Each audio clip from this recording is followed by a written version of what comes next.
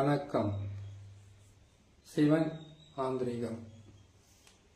இந்த மாந்திரிக சேனலில் ஏவல் செய்து பிரிவினை செய்வது, ஏவல் செய்து பேதனம் செய்வது, ஏவல் செய்து வித்வேடனம் செய்வதென்ற 3 வகையான மாந்திரிகத்தை பற்றி இப்ப பார்க்க போறோம். ஏவல் செய்து பிரிச்சிருந்தா வசியம் செய்யறது எப்படின்றத இன்னொரு பதிவில் பார்க்கலாம். ஏவல், இந்த ஏவலாகப்பட்டது எதுக்காக செய்வாங்கன்னு கேட்டீங்கன்னாக்கா, ஏவல் என்பது ஒரு உருவ பொம்மை ஒன்று செய்து ஒருவரை இன்னொருவர்கிட்ட இருந்து பிரிக்கிறது ஏவல். 2 உருவ பொம்மையை செய்து பிரிஞ்சு இருக்கிறவங்கள வசியம் செய்யறது ஏவல்.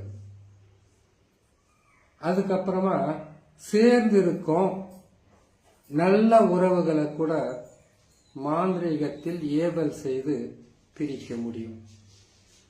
இல்ல தவறான உறவுகள் மாந்திரீகம் செய்து அந்த மாந்திரீகத்தில் இருந்து அவங்க 2 பேரும் வசியமாக இருக்காங்கன்னா அவங்கள பிரிக்கிறதுக்கும் ஏவல் செய்யலாம். அது மட்டும் இல்லாம ஒரு வீட்டில் ஏவல் பாதிப்பு இருக்குன்னா அது எப்படி தெரியும் தெரியுங்களாக்கா? இப்போ ஒரு உருவ பொம்மையை செய்யறாங்க. அந்த உருவ பொம்மையை செய்து அதுக்கு மந்திரங்களும் எந்திரங்களும் அதற்குண்டான பூஜை விதி பிரகாரம் ஒரு ஏவலை செய்தா அந்த வீட்டுக்குள் அந்த உருவ பொம்மை தானா போகாது, இறந்தவங்களுடைய ஆத்மாவை வசியம் செய்து ஏவல் விடுவாங்க. அது எப்படி விடுவாங்கன்னு கேட்டீங்கன்னாக்கா, இப்போ நீங்க பார்க்கறது ஒரு ஏவல் பொம்மை. அந்த ஏவல் பொம்மையை நாம முதல்ல எப்படி செய்வாங்க அப்படின்றத பார்த்துடலாம். ஏவல் உருவ பாவையை செய்யணும்னா ஏவல் விடுறதுக்கு ஒரு வீட்டுக்கு ஆக்ரோஷமாக இறந்தவங்க, ஆக்ரோஷமாக இருக்கக்கூடியவங்களுடைய மயான சாம்பலை எடுத்து தான் ஏவல் செய்ய முடியும். அதாவது துர்மரணம். ஏற்கனவே பதிவில் சொல்லி இருக்கிறது தான். ஏவலுக்கு இப்படித்தான் செய்வாங்க. இல்ல ஒவ்வொருத்தருக்கு ஒரு தெய்வங்கள் குலதெய்வமா இருக்கும். இல்ல குட்டி சாத்தான், காட்டேரி, உதிர காட்டேரி, மாடன், வண்ணார மாடன், அதுக்கப்புறமா அவங்க வணங்கக்கூடிய காளியா இருக்கலாம், அங்காளம்மனா இருக்கலாம், நாகாளம்மனா இருக்கலாம், பகவதியா இருக்கலாம். எந்த தெய்வத்தை வணங்குறாங்களோ அந்த தெய்வத்தினுடைய மந்திரங்களையும் அவங்க சித்தி பண்ணி வச்சிருக்கக்கூடிய ஆத்மாக்களுடைய பெயரையும் சொல்லி ஒருவருக்கு ஏவல் விடுவாங்க.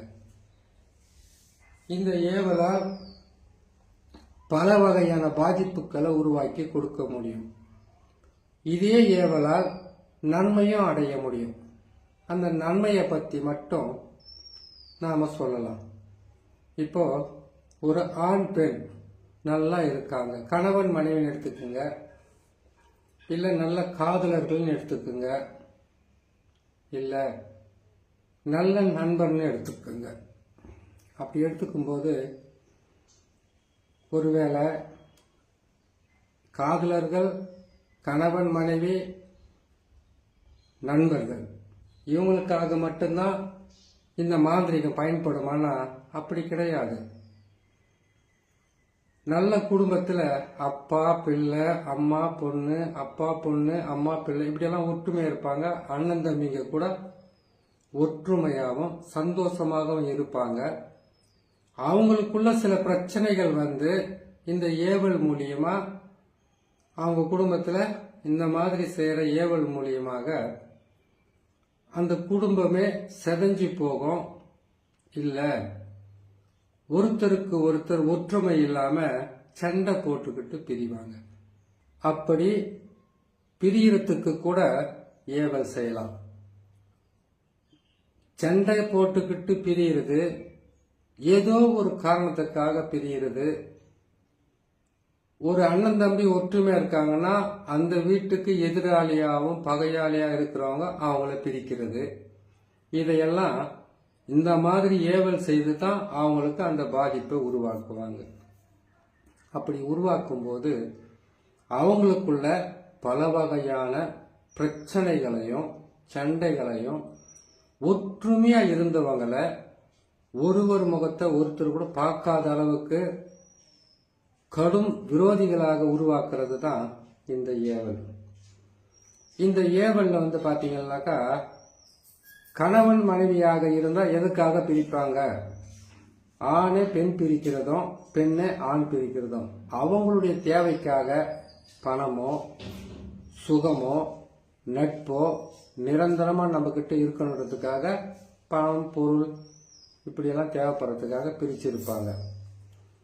அதே போல இந்த குடும்பத்தில் ஒற்றுமை இருக்கக்கூடாதுன்றதுக்காக பிரிப்பாங்க. இதே மாதிரி ஒரு குடும்பத்தில் அந்த குடும்பமே நிலை குலைஞ்சி போற அளவுக்கு பாதகத்தை செய்யறதும் இருக்கு.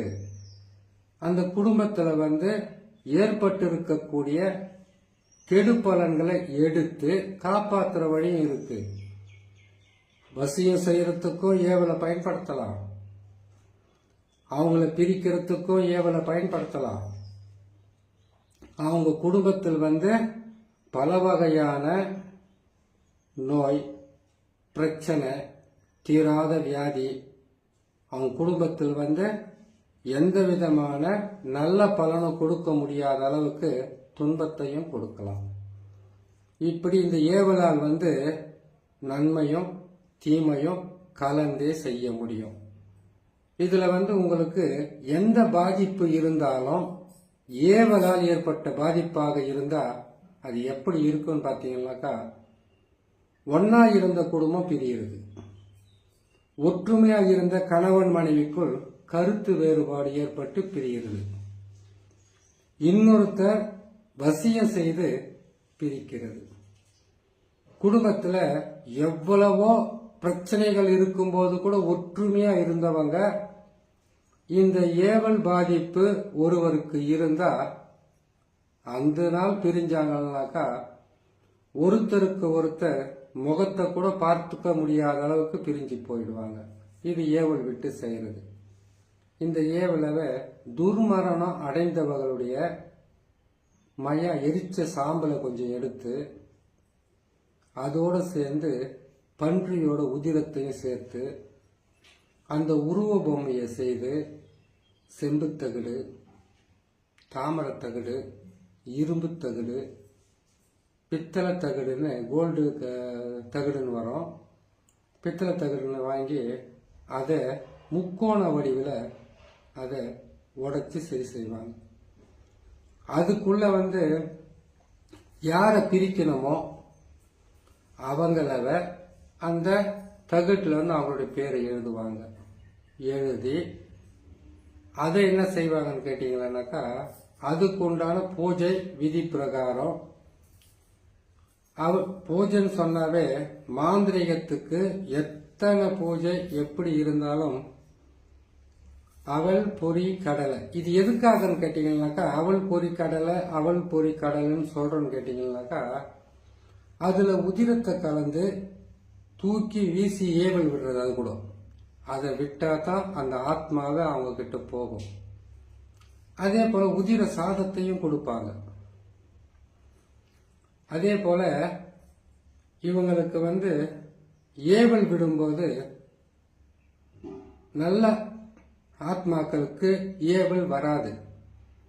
ஆக்ரோஷம் சொல்றது துர்மரணம் அடைஞ்சவங்களுக்கு எப்பவுமே தீராத ஆசையால் இறந்தவங்க நிறைவேறாத ஆசையால் இறந்தவங்க தான் துர்மரணம் அடைவாங்க. அப்படிப்பட்டவங்கள இவங்க அந்த சாம்பலை எடுத்தா காடாத்துறதுக்கு முன்னாடி இவங்க கையில வசமாக்குவாங்க, மந்திரவாதியின் கையில். அதை வச்சு உருவ பொம்மையை செய்து ஒருத்தருக்கு எந்த இடத்துல எல்லாம் பாதிப்பை கொடுக்கணுமோ அதை மந்திர மூலியமாக அவங்களுக்கு சொல்லி அந்த தகடை மார்பு பகுதியில், தலைப்பகுதியில், இல்லை அவங்களுடைய தொப்புள் பகுதியில் வச்சு ஊசியை குத்துவாங்க, ஆணி அடிப்பாங்க.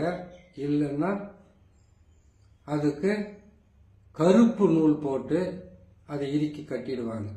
கட்டிட்டு இதை இருக்கிற இடத்திலிருந்து, மந்திரவாதினா அவங்களுக்குன்னு சில விதிமுறை பிரகாரம் வச்சுக்கிட்டு இருப்பாங்க இடத்த.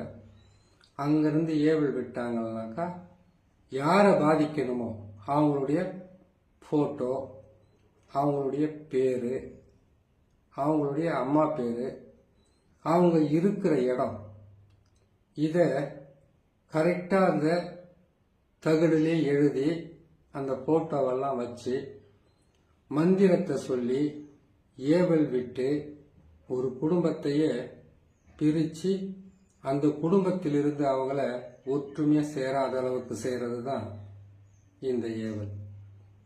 இதே ஏவலில் 2 பொம்மையை ஒன்றா வச்சு எப்படி வசியம் செய்யணும், அந்த ஏவலை எப்படியெல்லாம் எடுக்கணும், எந்த நாளில் எடுக்கணும், எந்த பூஜையை போடணும், அந்த பூஜைக்கு என்னென்ன பொருட்கள் தேவைப்படும், அப்படி ஏவல் செய்து ஏற்கனவே இருக்கிற ஏவலை எடுத்து அவங்களுக்கு வசியம் செய்கிறது, அந்த குடும்பத்திற்கு ஒற்றுமையை செய்யக்கூடிய பல வகையான ரகசியங்களும், மாந்திரீக ரகசியங்களும், மந்திர எந்திர சூட்சும ரகசியங்களும் இன்னொரு பதிவில் உங்களுக்கு போடும்போது தெளிவாக போகிறோம்.